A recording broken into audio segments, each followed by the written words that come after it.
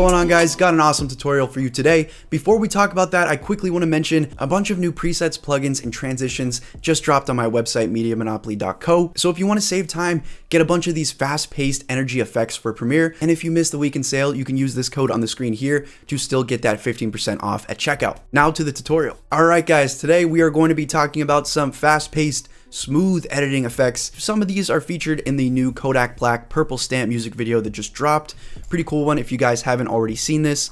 We'll quickly just browse through while I talk a little bit. So I'll give you 5 different things that you can take away from this. I'll try and show you in After Effects as well as some things in Premiere so we can get a nice little mix. What I love about this style, whenever you have these speed, these motion effects, it's not too flashy. You can have just nice smooth footage, use a lot of these transitions that you're seeing here, and have your edits flow, especially when you have high energy music and you can edit to that music. Let's hop right into our software. Let me show you how we can pull some of these off. As always, consider subscribing to join the community. If you guys enjoy and want to help me out, please slap a like on the video for the YouTube algorithm, and of course comment down below anything you'd like to see next. So we're going to start off in After Effects showing you this effect right here, sort of like this cutaway fade mask, and then you have a nice smooth transition into that. Nice way to cycle into the next scene. All right, so I'm gonna drag in some stock footage from pexels.com. Link will be down below if you want to follow along with some royalty-free footage. So we'll create a new composition here in After Effects. Let's make that 1920 by 1080, and we'll drag in some footage. Let's right click that, transform and fit to comp, and we'll drag in our second shot, which is what we're going to transition into. What we're gonna do is find the spot that we like to start the transition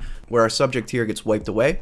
So I'll select that spot here. I'm going to click Control-Shift-D. It's going to split the layer at that point, and then I'll just delete this excess here.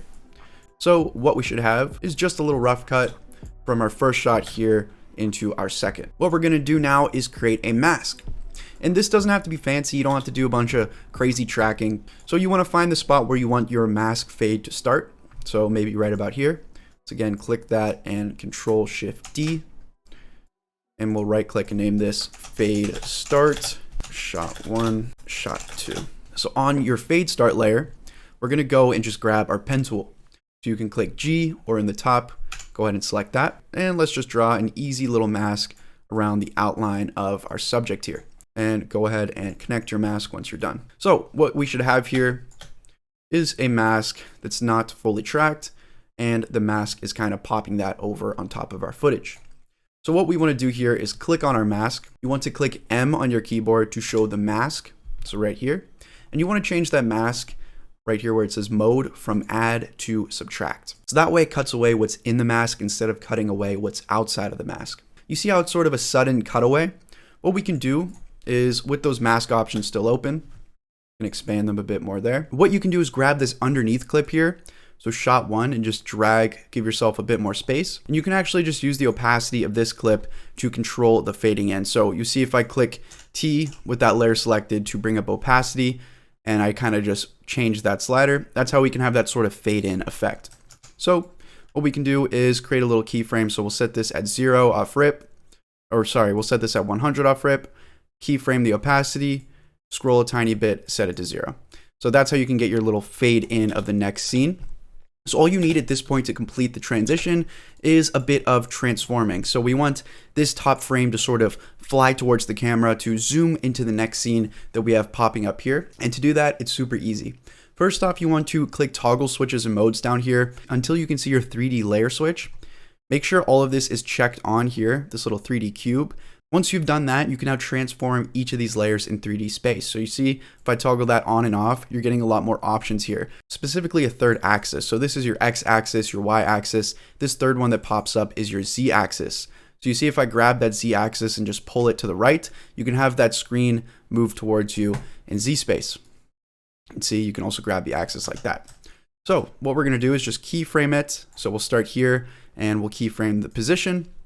We'll just drag a tiny bit, and you want it to be quick, and we'll just crank this to the left so that it's kind of flying towards the camera.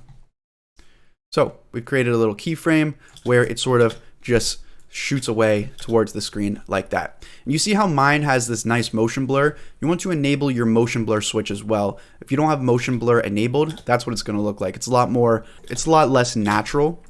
So again, clicking toggle switches and modes, slap on the motion blur. You can have that enabled in the composition to see that. And if you want to change the motion blur, you can go up to composition, comp settings, and it's under the advanced tab here. You can change that shutter angle. So that's how we can have our scene just kind of fly away. Now, if you want to have a more zoom in effect on top of this, what you can also do is right click in this gray space where your layers are and go to new, and you can create a camera. And with this camera, now that everything's a 3D layer, you can use this little camera layer here just to control and add any other sort of movement. So for example, if you want to sort of zoom through, you can open up the camera transform controls like you would with any other layer. Again, make sure these are all 3D layers so that this works. And we can just set our keyframes here, drag a bit, and to actually do the camera controls, you want to click C. So if I click C, you can see I rotate the layer, click C again, pan, click C again, and you can zoom. So we'll just create a little zoom through keyframe. Now you're going to see here, we've got a bit of an issue. So we have our zoom, but our screen sort of goes away. That's because whenever we open up this fade in, you see we created just this tiny little keyframe for our positioning, where it kind of just shoots forward. We also need to copy and paste these position keyframes onto the bottom layer here. So select wherever it says position. To copy that, click Control C, and then just open up position of your bottom shot here. This is the one where we're controlling the opacity. Select position and click Control V. So that'll paste the keyframes. You want to make sure that these keyframes here are lined up, your two position keyframes, and then just play around with the timing of everything here until you get the transition looking the way you want. So if your zoom is happening a little bit too quick, we can give it some time so that you can see the fade, maybe something like that. You can change the timing of the fade in. So maybe we'll make that faster or more slow. So you have full control over all of the timing. So there you guys go at full speed. There's what that looks like. You get your fade in, and then you get your transform. And of course, change around the keyframes to make that look however you want. And if you even want some more different effects, for example, they kind of had it with the zoom a bit more shaky, you can use that camera, click C, and maybe just make like tiny movements. You get more of like a shaky zoom in. So there you go, effect number one. All right, guys, next up, next little quick snappy effect here. This one's pretty cool. So this one is this sort of swivel offset transition, but the difference here is they're bringing in this sort of isolated freeze frame from the next shot, and they're sort of matching the motion of the transition with that freeze frame to create this cool sort of swiveling look where everything falls into place at the end. So pretty simple to do that. Let's go ahead and create a new comp. So click here, click OK. I'll name this slide whip or something. So you want to bring in your first shot, and we'll transform that, fit that to comp, of course. And this is even better here because in this example, you can see how the movement in the scene is sort of moving to the right, and that's going to sell our effect even better. So anytime you have something that's naturally matching the movement of your transition, it's always going to look a lot more smooth. So he moves to the right like that. We'll go ahead and Control Shift D and just cut it there. So we'll name this again, shot one. And let's go ahead and bring in our next shot. All right, so what I'm gonna do is I'm gonna take shot two here. I'm gonna select that and click Control D to duplicate it. And I'm gonna right click on that duplication, and I'm going to name that freeze frame. So let's find a spot where we'd like to freeze frame where our next scene is going to begin. So maybe something like right here. We'll select, and we're going to right click on freeze frame, go to time, and we're going to click freeze frame. And if you guys want to, you can mark out the spot because we want to align this frame here with shot two whenever we create the transition, and you'll see what I mean in a second. So if you want to set a little marker just to line it all up easier, on your numpad, you can click the little asterisk or the star key. So it should be above your 9 on your numpad. You see it sets this little After Effects marker. So we have that marked out. We're going to right click on the freeze frame layer, go to time, and we're going to click freeze frame. So now if I scroll, you see how this freeze frame layer is frozen as this frame, exactly what we want. And again, this is going to line up to be at this spot. And for some reason, the marker is selected on the clip. Let me just click, put it on the composition instead of the clip. We can move this and that's still there. So again, make sure you're not selecting the clip. So shot one, we're going to scroll a tiny bit, about halfway from when he starts his movement towards the direction we want. We're gonna go ahead and add in a little offset effect. So slap on offset. And with the offset effect, you can crank that value and see how it sort of just shifts the entire scene continuously to the right as long as you crank that value. So it'll be pretty easy. Create a little keyframe animation just to have everything slide to the right. So we'll go ahead and click keyframe where we want the transition to start. And I'll open up this clip and the effects. So you can see that. We'll drag to where we want it to stop, and we'll just grab this value and just move it to the right or the left. Again, it depends on what direction you want. In the original Kodak Black video, they swiveled everything to the left. This time I'm doing it to the right. Again, try and play it to the direction your footage is naturally moving, and you'll get a better result. So you can see our keyframes there. Click play. That's what we got. So we have our slide whip transition, but it's not that smooth. You can see that line going through here. It's very sharp and choppy. So what you can do to fix that, before we use the motion blur switch, but for some reason motion blur doesn't work with effects because it's not like a natural changing of positioning. It's an effect that's changing this, so we can turn that off. What you can do is just go to your effects and presets, search for a little directional blur. So we'll drop that on there. Then on shot one in your effect controls, you want to set your direction to whatever direction you're transforming. So again, we're shifting to the right, so we'll set that to 90. If you were shifting and whipping to the left, you could set it to -90. And we'll just create a little keyframe. So for blur length, we'll start it at 0. We'll move a couple frames, so I'll click page down a couple times, and we'll just grab blur length and move it up until you can't see that rough edge. And then you can move a bit, maybe in the middle, you can like make it super high up, move to the end, and I'll open that up and click to set a keyframe before we kind of slow everything down. And then we'll go to the end and set that back to 0. So here's what this looks like. We added some natural blur in the direction that we're rotating. So we have that natural smooth whip. And again, you guys can mess around with these values for whatever blur you want. Now what I'm going to do here is grab shot 2, the shot that we want to transition into. And again, this is the area where our freeze frame starts right there. So we'll keep that in mind. What we want to do is create a little transition. I'll even shorten this up a bit, adding the exact same swivel in the exact same direction that we set up here onto shot 2. So I could even click on shot 1 and just copy and paste this. So in our effect controls, hold down Control to select these, click Control C to copy, select here, and Control V to paste. And sometimes because we created all these keyframes, if we open up for shot 2 our effects, and let's just make sure everything is timed correctly. So it looks good, that's fine. So again, we have a swivel, and then we have a swivel.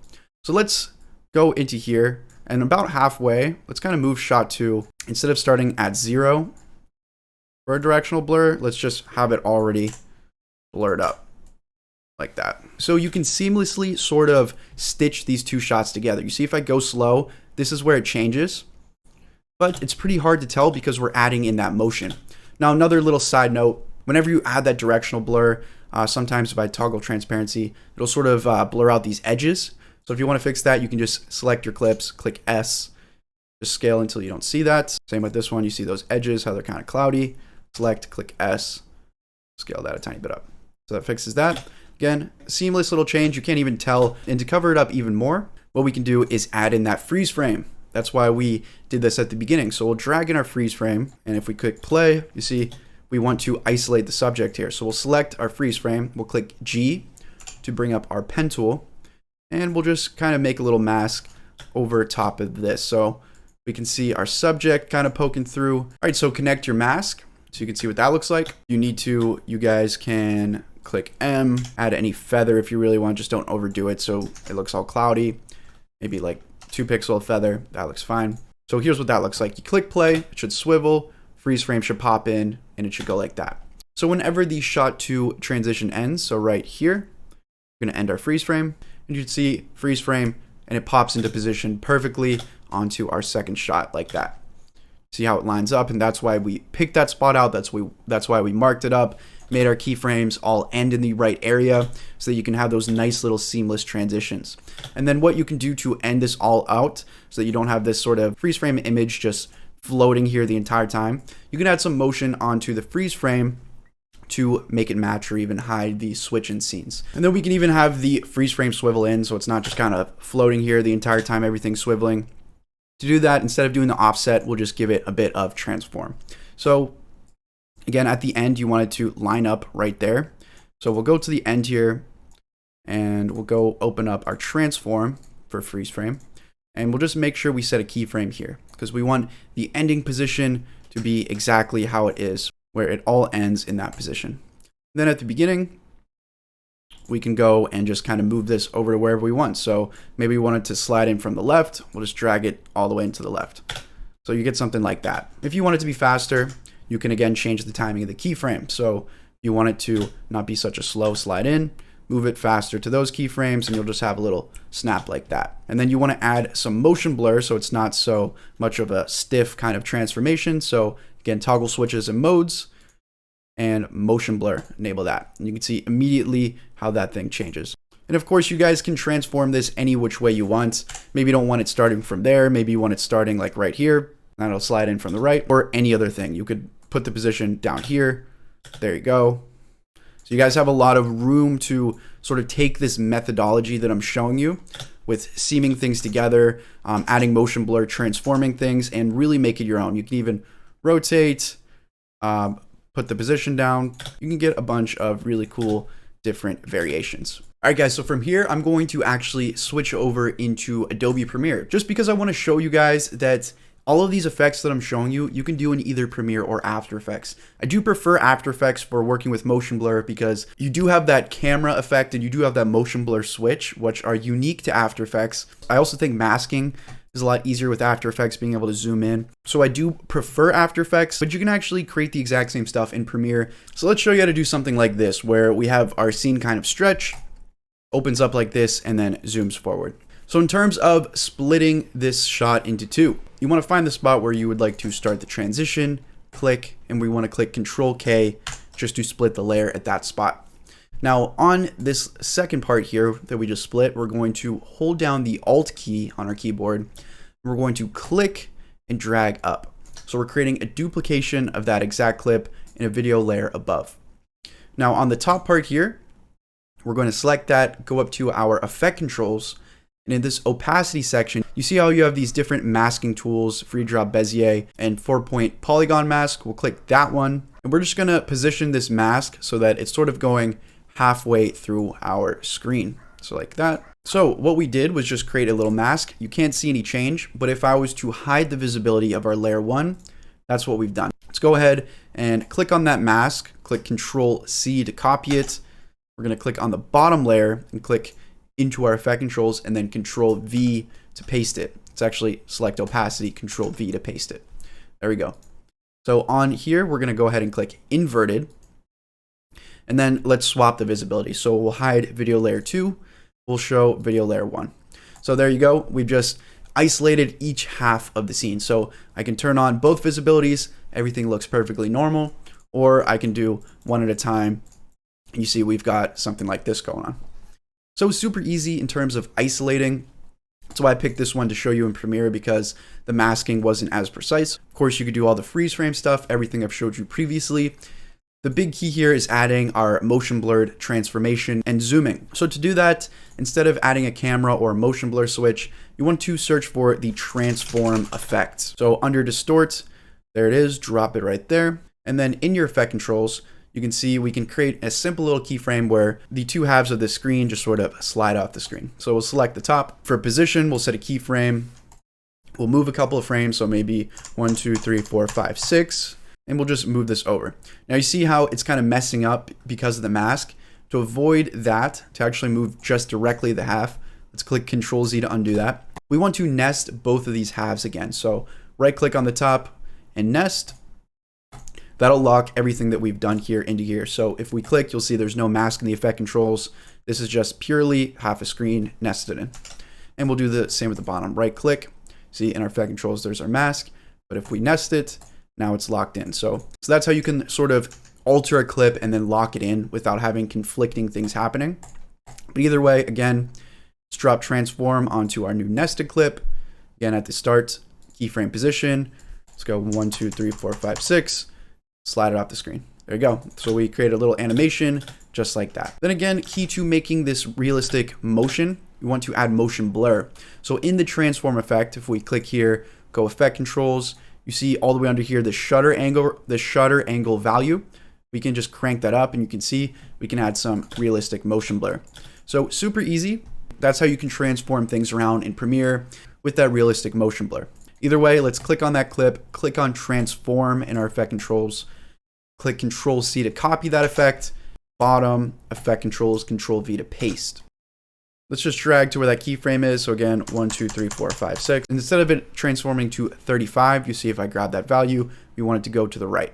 So just pull it to the right until it's off screen. Got an easy little split. So what we can do now, grab all these layers, drag them all up. So you've got a little video layer spot here. And in this empty area we've created, we can drag in our next scene. So let's drag in our next scene, place it underneath. That way it'll sort of pull, reveal, and you can see our next scene underneath. So super easy. Now to fully make this a zoom, what we can do is click C. So we have this kind of triple stack that's all lined up. And we're gonna select all these, right click and nest them again. So we have one clip here. And on this nested clip, we can go to transform, drop that there, and we can just create a simple little keyframe with transform to zoom forward. And to do that, you just need to keyframe your scale, move a tiny bit, and we'll just make it like a quick, abrupt scale in. So something like this. There you go. If you want it to look better, crank up your shutter angle. So just like that, very simple. And of course, you guys can mess around with your keyframes, change around the timings, whatever. And of course, make sure you guys save your projects. You might have been able to hear my computer kind of screaming in pain from processing. So make sure you guys stuff doesn't crash when you're doing this. So use those concepts if you want to do this in Premiere. Before we switch back in After Effects to show you some After Effects exclusive things, I do want to mention here again that Speed Demon Pack. This works really well if you just want to do the setup and then add some easy quick transitions or looks that work into this. And again, I won't take up too much of your time talking about this, but for example, I can grab any of my handheld transitions from my Speed Demon 2 pack and just drop in something like a quick zoom. Easily, just by dragging that in. You've got some natural movement here so that it's not so stale, zooms in, and it even swivels back out. And there's a bunch of other variations of that too. So enough talking about that. Let's hop back into After Effects, and I'm going to show you guys here. In the original music video, the only difference is you see how the screen sort of stretches before it cuts open. You see here's the cut open. The only way you can really distort and stretch the screen in Premiere is by either one, adding lens distortion, or by two, going to your effect controls, checking off uniform scale and sort of like doing that, but it doesn't look so good. In After Effects, there's this cool effect called CC Scale Wipe. You can drop that here. And that pretty much allows you to set a direction that you want, so maybe 90, and just stretch it. And you can see how it sort of does an easy little stretch. So if you really wanted to, you can set a keyframe here, drag a bit, stretch a bit. That's probably how they did that. Of course, you could duplicate Scale Wipe, do it in the negative direction to stretch both edges, but I thought I would mention. So that's an After Effects exclusive effect and the only real difference. All right, so next up, I'm going to show you guys this effect. And I really love this one, using a lot of the same fundamentals, but using a random object in the scene instead of a person, transforming it, adding the motion blur, even adding a bit of like cloning going on here, which is cool, and then transitioning into the next scene. I've actually downloaded the music video here just so I have like the exact shot with that setup, so it makes more sense. It's the exact same context. And let's just cut away the spot where all the effects start happening. So you want to find a spot where you can clearly see the object that you would like to transform. So let's do the other wrist this time. So right here, you want to click Control-Shift-D to split at that spot. Then you want to freeze frame this. So right click, time, and freeze frame.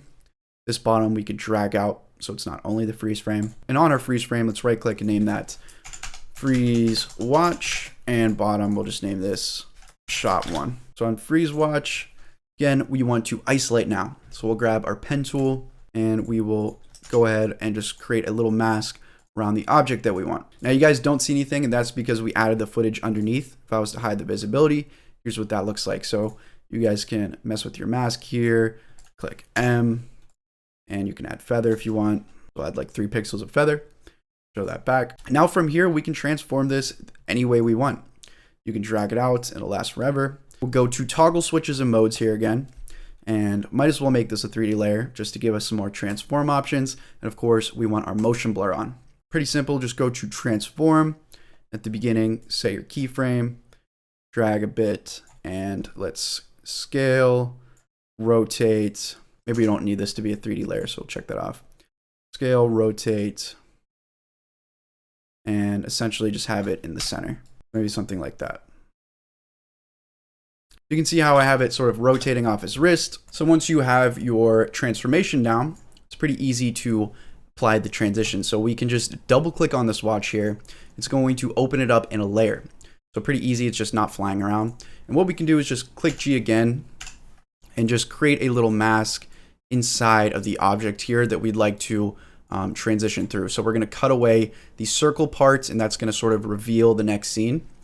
And then again, with this mask showing, make sure you click M to see that. On mask 2, set that to subtract. So it should be a cutout.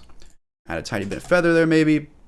And for now, we want the cutout to not be shown. So we'll set the opacity to 0, and then we can click back into the composition. So from layer here to composition.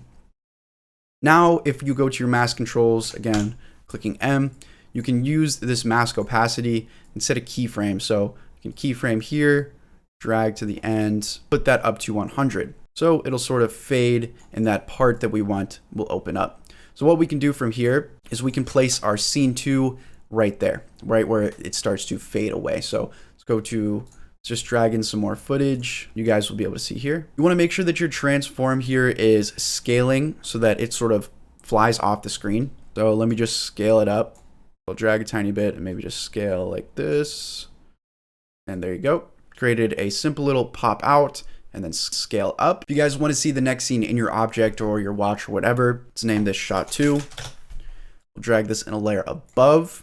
And we're going to click here, again, toggle switches and modes. Wherever it says track matte, you want to set the track matte to be alpha matte. You'll be able to see that inside of the watch. Just make sure whenever you do that, for some reason it turns the visibility off of the watch. Just want to click so that shows back up. You can see how whenever it scrolls in, you can start to see the second scene sort of creeping through. Then we can have the next scene just sort of fade in here. So at this point right here, we'll click Control-Shift-D, and we won't have an alpha matte on this second part. We'll just place it right there. Again, track matte, put that to none. And if you really want, you can even keyframe some opacity. So we'll click T, put that to 0, keyframe, scroll, just like that. You can have a nice little transition where we're transitioning through a specific object. We have a specific transformation on that object. Everything looks smooth, and you can even just scale this up all the way until that is gone off your screen. With our keyframed opacity and with our alpha matte, just so that we can start to see that a little bit. And if you want to add a little cloning here with this frozen watch, pretty simple. Just click Control-D to duplicate it. Drag this duplication underneath all this stuff, because then again, you need that alpha matte here. So make sure it's not above here. Make sure it's below so that the alpha matte can be activated. I know, a little confusing, but just make sure it's below whatever is alpha matted. Open your transform for that freeze watch and just drag out the keyframe. So whenever we have our scale and our rotation, we don't even need these ones, but we can just drag these out so that the timing is a little bit before that of the first one. You can see how we have that clone sort of popping up there. All right, guys, and now our last little effect here, probably the easiest one, but still looks really cool. And it's right there if you didn't see that. It's where you select an object or a subject like a person, and you do a bit of transforming just to have it kind of shoot at the screen. If you guys were able to do everything we've shown you before, this should be extremely easy. So let's go ahead and create another new composition. Let's drag in some footage, and it's really easy. All you want to do here, I'll do it with a specific person this time. So maybe like right here, whenever he turns his back, click Control-Shift-D to split your layer right there. And let's go ahead and just mask this area. So we're going to select this top part, and we're going to just freeze frame it. So go to Time, Freeze Frame, rename that to Freeze Frame, rename this to Footage. On our freeze frame layer, we're going to grab our pen tool, and we'll just mask the area that we want to shoot at the camera. So connect your mask at the end. You see everything goes away. So just grab your bottom footage and drag it out so that it can come back. Now we just need to add some transformation. So you see this will sort of freeze there because we added the freeze frame. But what we can do is easily click toggle switches and modes, make that freeze frame clip a 3D layer, and then add a quick little transform. So let's open up transform. Again, set your keyframes. and we can use page down to just go forward a couple of frames. So maybe like 1, 2, 3, 4, 5. And then take your Z axis here. Again, this one, the third one, is your Z. You can see that if it's a 3D layer. And just keep pulling that to the left until it is completely off the screen. That's why it's easier to do this as a 3D layer. You can directly sort of pull it off where the camera is. Again, add some motion blur to look cool. And bam. Of course, change the timing of the keyframe so you can have it faster, more slow. So hope you guys did enjoy. If you did, slap a like on the video. It means a huge amount to me. Again, comment below anything you'd like to see next. And as always, guys, thank you so much for watching. Thank you so much for supporting, and I'll see you in the next one.